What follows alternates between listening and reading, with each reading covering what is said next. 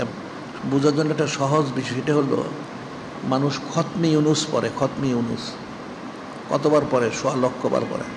1.25 লক্ষ, 1,25,000 বার পড়তে হয় খতমগুলি।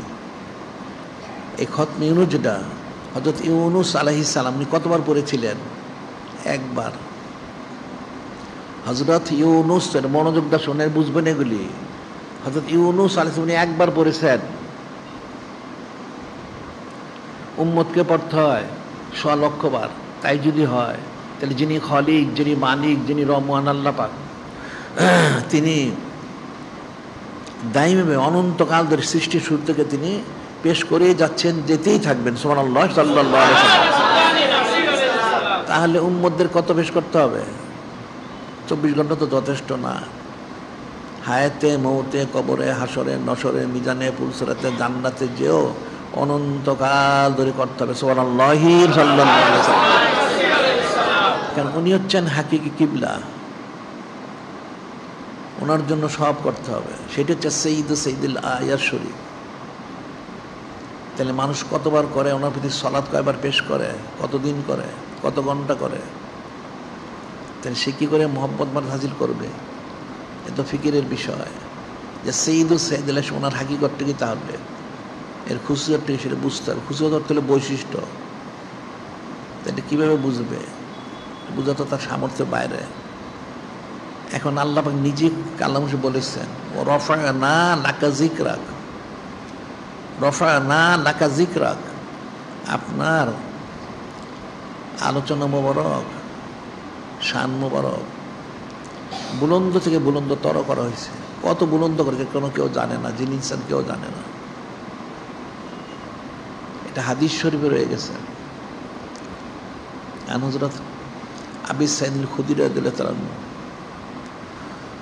আর রাসূলুল্লাহ সাল্লাল্লাহু আলাইহি ওয়াসাল্লাম আন্নাহু ক্বালা, হযরত আবু সাঈদ খুদরি রাদিয়াল্লাহু তাআলা আনহু তিনি নূরে মুজাসসাম হাবিবুল্লাহ হুজুর পাক সাল্লাল্লাহু আলাইহি ওয়াসাল্লাম থেকে শুনে বর্ণনা করেন,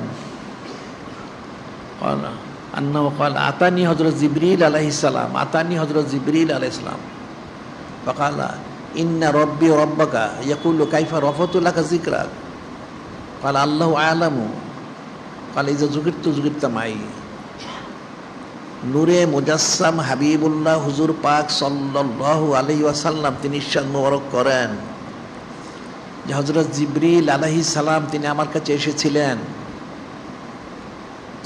এসে আমাকে বললেন, নিশ্চয়ই যিনি আপনার রব তাআলা আর আমার যিনি রব তাআলা তিনি আমাকে পাঠিয়েছেন। কেন পাঠিয়েছেন?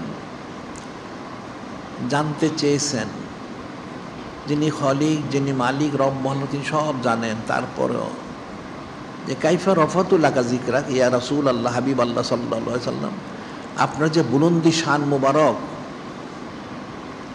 আপনার যে বুলন্দি শানটা আমি কিভাবে প্রকাশ করব?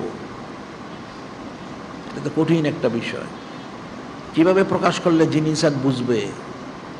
যিনি খলিক, যিনি মালিক, রহমান, তিনি নিজে ওনার হাবিব মাহবুব নূরে মুজাসসাম হাবিবুল্লাহ হুজুর পাক সাল্লাল্লাহু আলাইহি ওয়াসাল্লাম ওনার কাছে এই বিষয়টা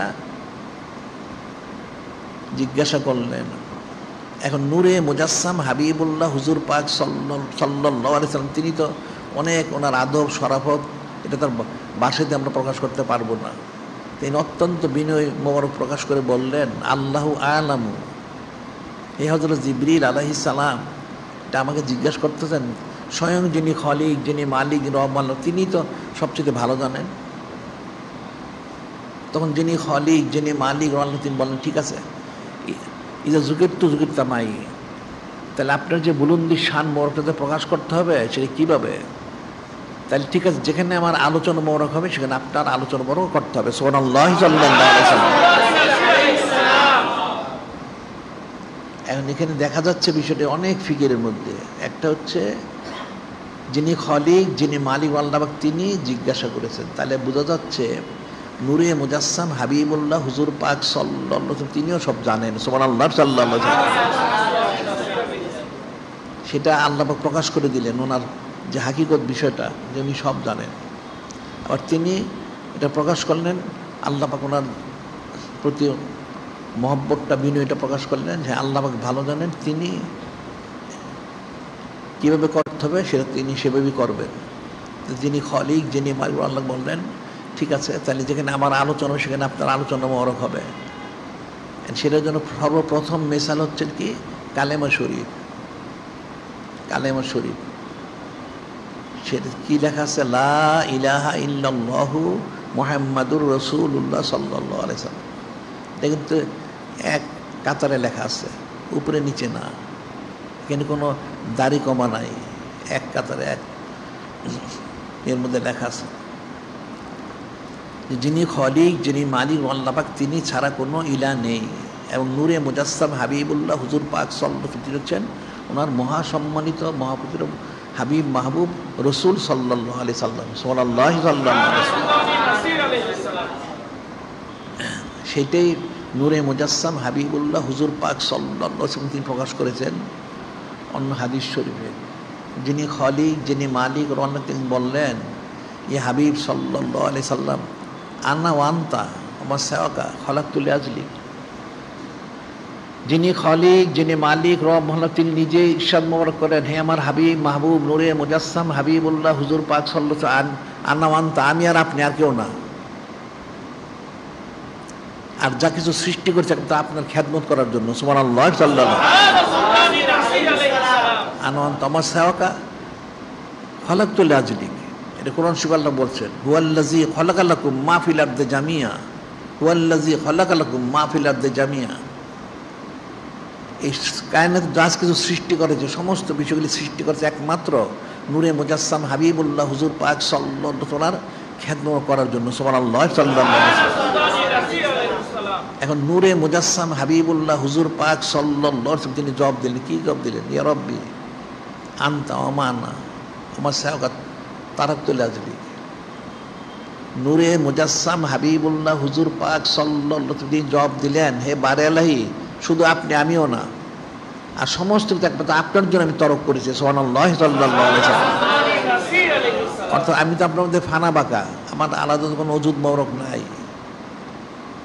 এই যে আল্লাহ পাক যে সৃষ্টি করলেন সেই নূর মোবারকের যে হাদিস শরীফটা, হযরত জাবির ইবনে আব্দুল্লাহ জিজ্ঞাসা করেছিলেন, বিআবি আনতা উম্মি ইয়া রাসূলুল্লাহ সাল্লাল্লাহু আলাইহি ওয়াসাল্লাম, আকবিরনা আউলি শাইইন খালাকাল্লাহু তাআলা কাবলা আল আশিয়া।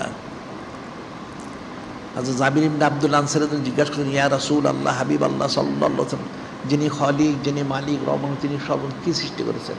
তিনি বলেছিলেন, ইয়া জাবির ইন্নাল্লাহ তাআলা খালাকা নূরান মিন নূরি ফাজালা যালিকা নূর ইয়াদুর বিল কুদরত হাইসু শাআল্লাহু তাআলা। আল্লাহ প্রথম সৃষ্টি করেছেন নূরে মুজাসসাম হাবিবুল্লাহ হুজুর পাক সাল্লাল্লাহু ওজুদ মোবারক, নূর মোবারক। সুবহানাল্লাহ সাল্লাল্লাহু আলাইহি ওয়াসাল্লাম। তখন কিছুই ছিল না, তিনি কোথায় ছিলেন? যিনি খলিক, যিনি মালিক, ওনার কুদরত মোবারকের মধ্যে ছিলেন। সুবহানাল্লাহ সাল্লাল্লাহু আলাইহি ওয়াসাল্লাম। সেটাই বলেছেন যে ইয়া রব্বি আনতা ওয়া মা আনা আমার সেওয়াকা তারাকতু লিআজলিক। শুধু আপনি, আমিও না, আমি তো আপনার মধ্যে ফানা বাঁকা। তাহলে নূরে মুজাসসাম হাবিবুল্লাহ হুজুর পাক উনি যে কিবলা, ওনার সম্মানার্থে সব কিছু করতে হবে, খুশি প্রকাশ করতে হবে, শুকরগুজারি করতে হবে, সব করতে হবে, সেই জিনিসটাকে স্পষ্ট করা হচ্ছে। তিনি মূল, আর কেউ না।